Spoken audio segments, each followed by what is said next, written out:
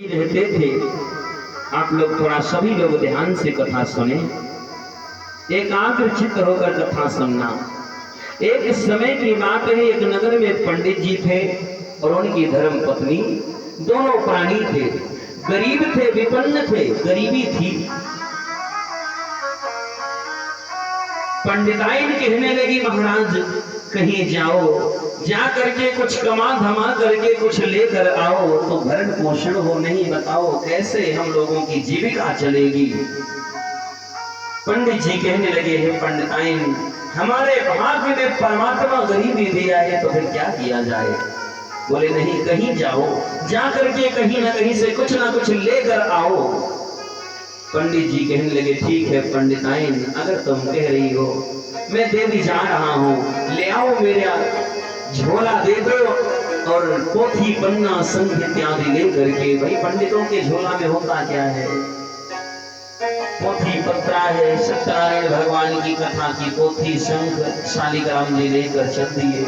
पंडित जी सीधे यहाँ से चल दिए, चलते चलते सीधे पंडित जी जबलपुर क्षेत्र जा पहुंचे। नर्मदा नदी के तट पर बैठ करके भगवान शिव की घोर तपस्या किया, बहुत तपस्या किया। पंडित जी ने तपस्या करते करते 6 महीने में भगवान शंकर प्रकट हो गए, भगवान शिव प्रकट हो गए। भगवान शिव मन में सोचते हैं, पंडित जी हैं, पंडित हैं, इनको अगर कोई और वस्तु दूंगा तो कीमत नहीं समझेंगे। भाई जो जिस योग्य होता है उसकी कीमत समझता है वो। पंडित जी ये शंख और पोथी और ग्रंथ की कीमत समझेंगे, इसलिए भगवान शिव ने सोच समझ कर एक शंख दिया। पंडित जी को एक शंख दिया। पंडित जी मन में विचार करते हैं, हे भोलेनाथ, 6 महीने तक आपकी तपस्या किया, तप करने के पश्चात आपने प्रसन्न होकर के और कुछ दूसरी वस्तु नहीं दिया, ये शंख दिया। मेरी पंडिताइन मुझे भेजा है कुछ कमाने धमाने के लिए, मैं कुछ ना कुछ धन मिल जाता तो उससे उपार्जन होता। बताओ ये शंख, आपने ये शंख दिया, अब इसको यही अपनी खोपड़ी में मार करके मर जाऊं कि लेके वापस पंडिताइन के पास जाऊंगा तो देखेगी पंडिताइन, और ज्यों ही देखेगी ये शंख उठाकर अपने खोपड़ी में मार करके मर जाएगी। क्यों? क्योंकि 6 महीने बाद कहेगी, हे प्राणनाथ, 6 महीने बाद आए और खाली झोला और झोला में शंख। इसलिए पंडित जी महाराज कहने लगे, हे भोलेनाथ, ये आपकी शंख मुझे नहीं चाहिए, वापस ले लो।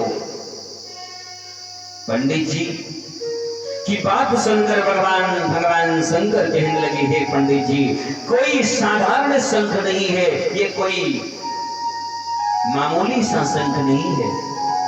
बोले कैसा शंख है? बोले ये शंख ऐसा शंख है, आप इस शंख को ले जाना और जाकर अपने आंगन में चौका लगा के शंख को रख देना। शंख से कह देना, हे भगवान शिव के वरदानिक शंख, जो ही शंख से कामना करोगे आपकी हर कामना ये शंख पूरा करेगा। ये वरदानिक शंख है। लेकिन पंडित जी एक चीज जरूर याद रहे, जितना ये शंख से मांगोगे आपको देगा, लेकिन जितना आपको देगा उसका दोगुना आपके पड़ोसी को देगा। जितना आपको देगा उसके दोगुना ठीक पड़ोसी को देगा। तो इतना सुनकर पंडित जी बोले, ये तो फिर गड़बड़ी है। अगर हम लखपति तो बगल वाला पड़ोसी करोड़पति हो जाएगा। चलो कोई बात नहीं, ठीक है, देखा जाएगा। शंख लेकर वापस पंडित जी लौट करके आए। अपने घर जब ही पहुंचे, दौड़ करके पत्नी पहले हाल चाल नहीं किया, भूखे हो, प्यासे हो, क्या हो, कैसे हो, कैसे नहीं, कैसे दिन बीते, कुछ नहीं पूछा। पंडिताइन दौड़ करके पहले झोला पकड़ लिया। हम माताओं बहनों का भी एक स्वभाव होता है, हम पति बाहर से कमा करके आए,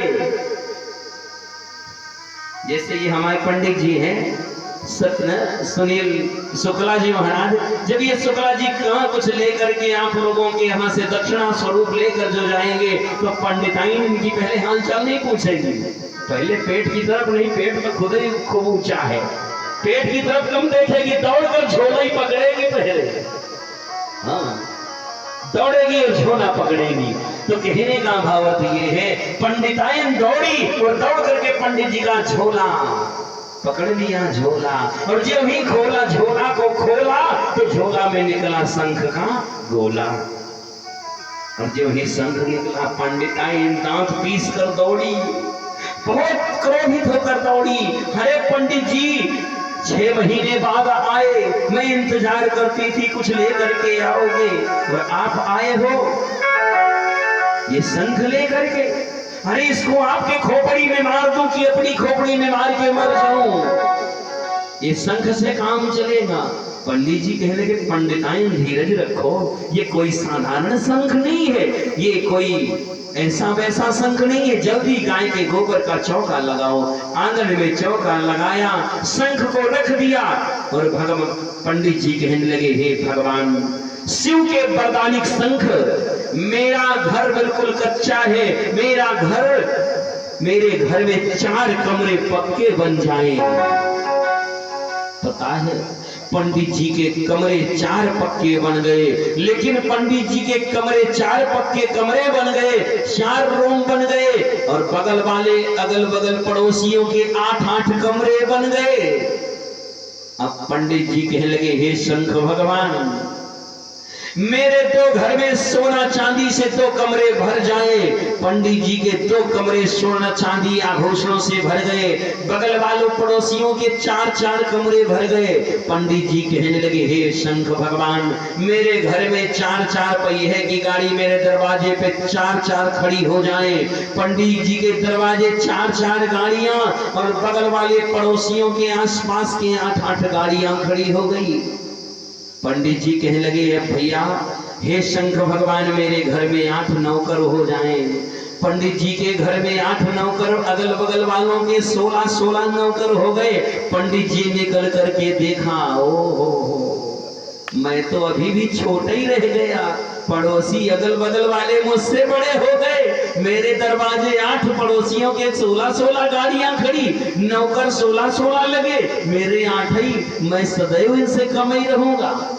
अब पंडित जी वापस लौट के फिर अंदर आए, आंगन में आकर कहने लगे हे शंख भगवान, हे शंख भगवान, मेरे दरवाजे में 2 कुआं खोद जाए। पंडित जी के दरवाजे 2 कुआं, अगल बगल पड़ोसियों के 4-4 बड़े बड़े कुएं खोद गए। पंडित जी कहने लगे हे शंख भगवान, अंतिम बार आपसे वरदान मांगता हूँ, हे शंख भगवान, भगवान शंकर के वरदानिक शंख, मेरी एक आंख फूट जाए। पंडित जी की एक आंख फूट गई और जो अगल बगल वाले थे उन पड़ोसियों की दोनों आंखें फूट गई। अब पंडित जी बगल से तो निकल जाते साइड से, लेकिन जो अगल बगल वाले पड़ोसी घर के बाहर कदम रखते तो सब कुआं में कूद कर गिर करके मर जाते थे। कहने का भावार्थ मेरे माता बहन भाई ये है, ईर्ष्या कभी नहीं करना चाहिए। जो हो सके, जिसको परमात्मा ने जितना दिया है, जिसको ईश्वर ने जितना दिया है, भगवान करे, ईश्वर करे, भगवान की कृपा हो, दिन प्रतिदिन और उन्नति करे और बुलंदियों को छू ले और मंजिल को प्राप्त करे और धनवान हो जाए और बढ़ोतरी हो उसकी। हम भले नहीं बढ़े लेकिन अगला तो कोई बढ़ रहा है, कोई बढ़ा है, यही भाव सदैव होना चाहिए। क्योंकि मनुष्य को ईर्ष्या जो है नष्ट कर देती है। ईर्ष्या अभिमान नहीं करना चाहिए। बस अगर आप अपने पढ़ने की सोच रहे हो कि हम कैसे पढ़ेंगे, तो पहले जीवन में दूसरों का भला करना सीखो। अगर दूसरे का भला करोगे तो आपका भला परमात्मा करेगा, आपके बढ़ाएगा ईश्वर आगे। दूसरे को बढ़ाने की सोचोगे तो आपको बढ़ाने की परमात्मा अवश्य सोचेगा। तालियों से स्वागत करें।